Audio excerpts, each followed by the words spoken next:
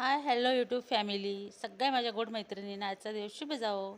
तर फटाफट स्वयंपाक इथे चालू आहे. मी बनवली आहे भेंडीची भाजी आणि पोळ्या. तर फटाफट स्वयंपाक करण्याचं कारण तुम्हाला नक्की पुढे कळेल. तर पूर्ण व्हिडिओ स्क्रिप्ट न करता संपूर्ण बघा.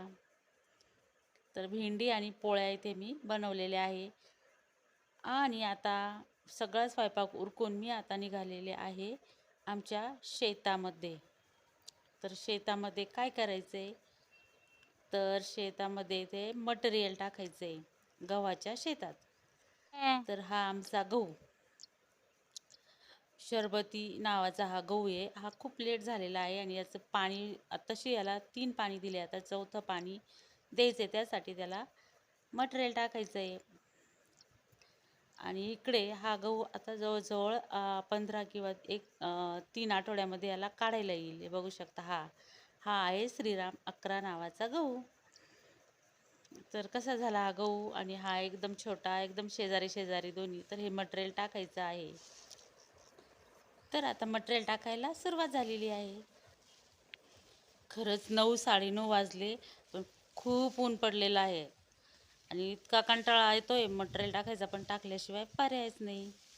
शेती म्हटलं का पाणी आणि कष्ट असले का शेतीत खूप खूप छान फळ मिळतं आणि इतके सारे असे सुंदर पिकं जर बघितले तर काम करायला सुद्धा खूप हुरूप येतो. तर तुम्ही सुद्धा नक्की बघा, तुम्हाला सुद्धा खूप छान वाटेल. फक्त आणि फक्त निसर्गाने साथ आता दिली पाहिजे, कारण की पावसाचं आभाळ आता यायला सुरुवात झाली आहे. तर बघू शकतो आता पुढं काय होणार आहे. तर आपण बघू, वेट करू, कारण की इतका सगळा खर्च करून आणि इतकी मेहनत करून जर निसर्गाने साथ दिली तर शेती म्हणजे खरंच खूप छान पिकते आणि खूप छान असं उत्पन्न देते.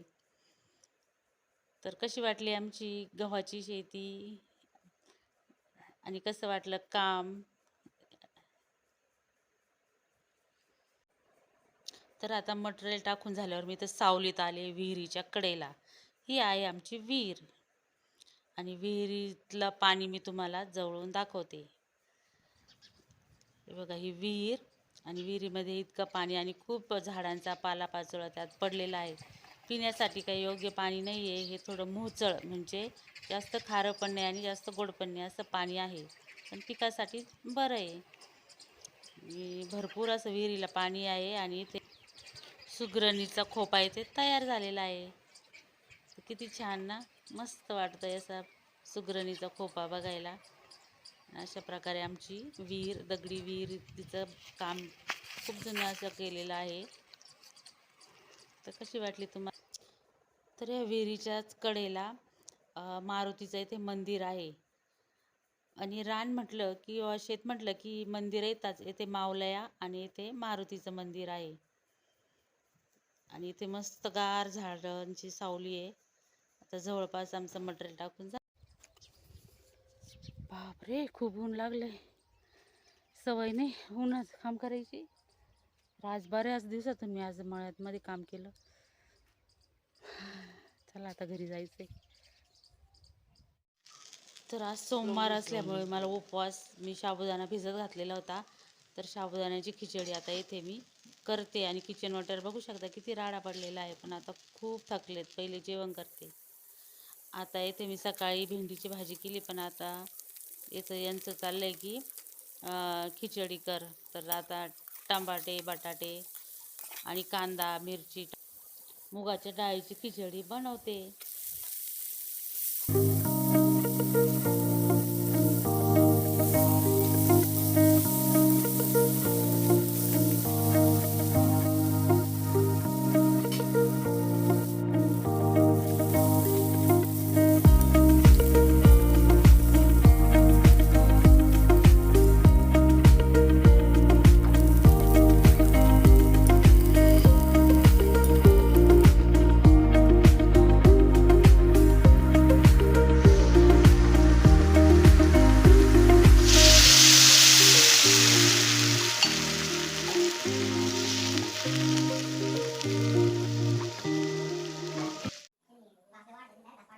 अशा प्रकारे मुगाच्या डाळीची अगदी साधी सिंपल खिचडी झाली माझी तयार. आणि गरमागरम खायला उन्हाळ्याच्या दिवसात असं काहीतरी पदार्थ छान वाटतात. तर कशी वाटली तुम्हाला रेसिपी आणि कशी वाटली माझी शेती कमेंट करून नक्की